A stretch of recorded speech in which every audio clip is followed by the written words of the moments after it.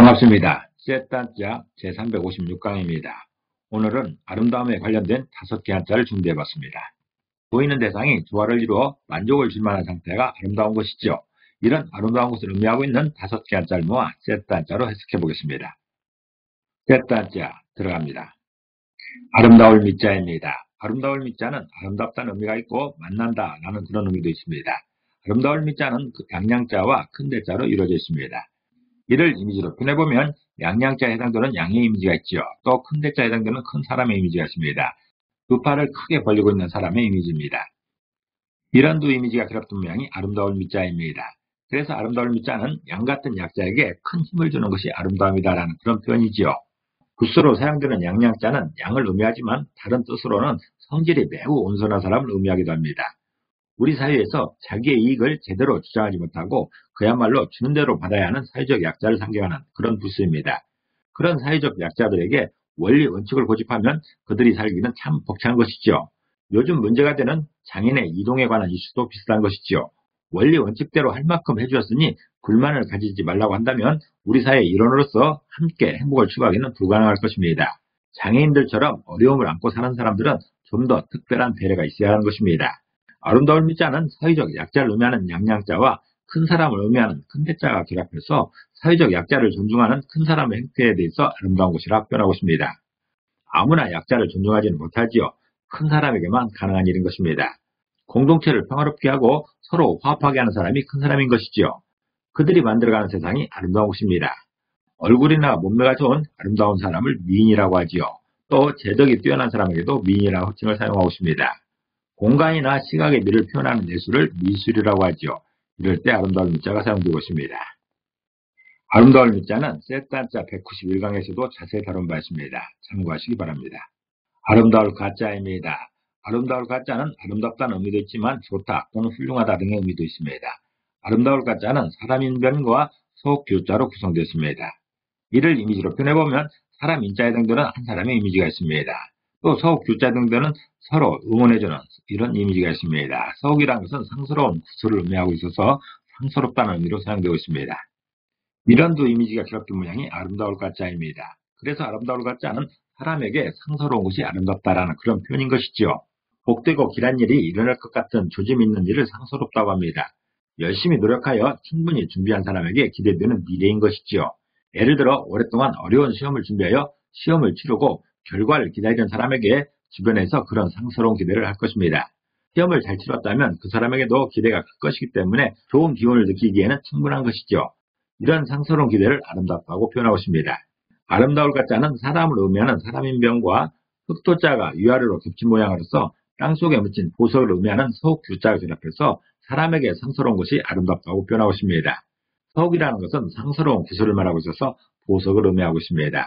아름다운 약속을 가약이라고 하지요. 가약 맺는다고 합니다.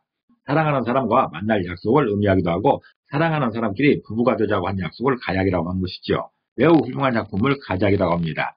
이럴 때 아름다울 가짜가 사용되고 있습니다. 맑을 아자입니다. 맑을 아자는 맑다는 의미가 있고 바르다는 의미도 있습니다. 또 아름답다는 의미도 있는 것이죠. 맑을 아자는 어금니 아자와 새 추자로 결합되었습니다.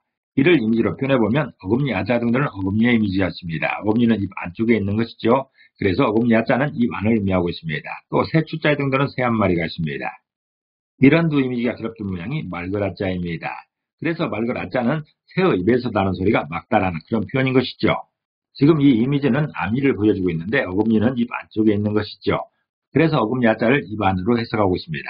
붓으로 사용되는 어금니 아자는 어금니를 의미하기도 하고 이빨을 총칭하기도 합니다. 그래서 입 안으로 해석하는 것이죠. 맑다라는 것은 잡스럽고 탁한 것이 섞이지 아니한 그런 상태인 것입니다. 그림처럼 숲속에서 나는 새소리가 그렇습니다. 입안을 의미하는 어금니 아자와 새를 의미하는 새 추자가 결합해서 새의 입에서 난 소리가 맑다라고 표현하고 있습니다. 고상하고 기쁨이 있으면서 아름다운 것을 우아하다고 하지요. 또 단정하고 아담한 것을 단아하다고 합니다. 이럴 때 맑을 아자가 사용되고 있습니다. 꽃다울 방자입니다. 꽃다울 방자는 꽃답다는 의미가 있고 향기를 의미하기도 합니다. 또 아름답다는 의미도 있지요. 꽃다울 방자는 풀초자와 모방자로 구성되었습니다. 이를 이미지로 표현해보면 풀초자에 해당되는 풀의 이미지가 있습니다. 식물이지요. 또 모방자에 해당되는 여러 방향으로 퍼지고 있는 이런 이미지가 있습니다. 방자는 사방을 의미하고 있습니다. 이런 두 이미지가 겹친 모양이 꽃다울 빵자입니다. 그래서 꽃다울 빵자는 식물의 향기가 사방으로 퍼짐이 꽃다움이다라는 그런 표현인 것이죠. 꽃의 아름다움은 여러 측면에서 발견할 수 있습니다. 붉긋붉긋한 꽃잎에서도 발견할 수가 있는 것이고 새파란 잎에서도 아름다움이 보여지는 것이죠. 또 다른 아름다움도 얼마든지 찾을 수 있을 것입니다. 그렇지만 한자는 사람의 입장에서 만들었기 때문에 사람이 꽃을 보기에 아름다운 모습, 즉 꽃다운 모습은 꽃향기라고 표현하고 있습니다. 꽃향기가 없는 꽃이 있다면 꽃답다고 하기 어려운 것입니다. 꽃다울 빵자는 식물을 의미하는 주변과 사방팔방의 여러 방향을 의미하는 무방자가 결합해서 식물 중에서 사방으로 보내는 향기가 꽃다움이라고 표현하고 있습니다. 식물의 특성에서 꽃다움이라는 것은 사방으로 향기를 보내는 그 꽃향기에서 발견할 수 있다는 그런 의미인 것입니다. 여자의 20세 전후의 나이, 다시 말해서 꽃다운 나이를 방년이라고 합니다. 향기롭고 꽃다운 풀을 방초라고 합니다. 선한 목자 되신 우리 주 항상 인도하시고 방초 동산 좋은 곳으로 우리 먹여주소서라는 사송구절이 있습니다. 방초 동산은 향기로운 풀이 무성한 아름다운 동산을 뜻하고 있습니다. 시편 23편에 보면 그가 나를 푸른 풀밭에 누이시며 쉴만한 물가로 인도하시는도다 라는 그런 구절과 연결되는 양에게 최고 보금자리가 되는 곳이 바로 방초 동산입니다. 맑을 숙자입니다. 맑을 숙자는 맑다는 의미가 있고 어질다는 의미도 있습니다. 그리고 아름답다는 의미도 있는 것이죠. 맑을 숙자는 물수변과 아제비 숙자로 구성되었습니다. 이를 이미지로 표현해보면 물수변에 해당되는 흐르는 물의 이미지가 있습니다. 또 아제비 숙자에 해당되는 아저씨의 이미지가 있습니다. 이런 두 이미지가 결합된 모양이 맑을 숙자입니다. 그래서 맑을 숙자는 물가의 아저씨 모습이 맑다라고 표현하고 있는 것이죠. 맑을 숙자를 제대로 이해하기 위해서는 부수로 사용되고 있는 아제비 숙자를 먼저 알아야 됩니다. 아제비 숙자가 의미하는 아저씨는 아버지와 같은 학년의 남자 어른을 말하고 있는 것이죠. 아버지와 같은 급의 존중이 필요한 분인데 아버지는 아닙니다. 무슨 일로 우리 집에 묵고 있는 아저씨는 아버지와는 동급이지만 우리 아버지처럼 우리 집을 책임지고 이끄는 분은 아닙니다.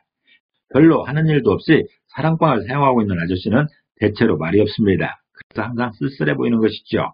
그런 아저씨가 무슨 일로 물가에 앉아 있습니다. 멀리서 보이는 그 아저씨의 모습이 참으로 쓸쓸해 보이는 것이죠. 그 아저씨는 가족도 없고 친구도 없는지 혼자 이렇게 고독을 즐기고 있는 것입니다. 맑을 숙자는 그런 아저씨 모습이 맑다라고 표현하고 있습니다. 맑을 숙자는 흐르는 물을 의미하는 물수변과 아저씨를 의미하는 아제비 숙자가 결합해서 물가에 있는 아저씨 모습이 맑다라고 표현하고 있습니다. 교양과 애유와 품격을 갖춘 현숙한 여자를 숙녀라고 하지요. 숙녀란 말은 보통 여자를 대접하여 이르는 말이기도 합니다. 또 여자의 마음이 어질고 정숙한 것을 현숙하다고 합니다. 이럴 때 맑을 숙자가 사용되고 있습니다. 아름다움과 관련된 셋 단자를 공부해봤습니다. 이를 정리해보면 아름다울 미자가 있습니다. 아름다울 미자는 양 같은 약자에게 큰 힘을 주는 것이 아름다움이라고 표현하고 있습니다. 다시 말해서 약자에게 도움 주는 어진 손길이 아름다운 것이다 라는 그런 표현입니다. 또 아름다울 가짜도 있습니다. 아름다울 가짜는 사람에게 상스러운 것이 아름답다라는 그런 표현입니다. 좋은 징조를 대하는 마음을 말하고 있는 것이죠. 또 맑을 아짜도 있습니다. 맑을 아짜는 새의 입에서 나는 소리가 맑다라는 것이죠. 새의 울음소리가 맑은 것이 아름다움으로 표현되고 있습니다. 또 꽃다울 빵자가 있습니다. 꽃다울 빵자는 식물의 향기가 사방으로 퍼지는 것이 꽃다움이다라는 그런 표현이죠. 향기를 날리는 것이 꽃의 고유 특성인데 이것을 아름다움으로 표현하고 있습니다. 또 맑을 숙자도 있습니다. 맑을 숙자는 물가의 아저씨 모습을 맑다라고 표현하고 있는 것이죠. 고독한 쓸쓸함이 주는 그 적막감을 아름다움으로 표현하고 있는 것입니다. 오늘은 아름다움과 관련된 5개 한자를 세트 한자로 해석해봤습니다. 아름답다는 것은 보이는 대상이 조화를 이루어서 만족을 줄 만한 그런 상태인 것이죠. 그런 아름다움은 여러 상황에서 볼 수가 있는 것인데 첫 번째 본글자는 아름다울 미자였습니다. 이 아름다울 미자는 공동체에서 약자를 보살피는 그 손길을 아름답게 표현하고 있습니다. 또 아름다울 가자는 좋은 징조에 대한 기대인 것이죠. 우리 공동체에 누군가가 좋은 징조를 보이고 있다면 그것을 아름답게 본 것입니다. 또 맑은 아자도 아름다움을 표현하고 있는데 이 맑은 아자는 새소리의 맑음을 표현하고 있습니다. 그 새소리의 맑음을 아름답게 표현하고 있습니다. 꽃다울 빵자는 사방으로 퍼지는 꽃향기를 아름답게 표현하고 있습니다. 또 맑을 숙자도 있죠. 맑을 숙자는 쓸쓸함을 대하는 자세를 말하고 있습니다. 쓸쓸함이 슬프고 처연하게 보일 수도 있지만 아름답게 보여지는 그런 감상적인 것을 표현하고 있습니다. 오늘은 아름다움과 관련된 5개 한자를 세트 한자로 해석해봤습니다. 산천초목이 아름다움으로 물들어가고 있습니다. 이 아름다움이 여러분의 평안과 연결되시기를 기도합니다. 감사합니다.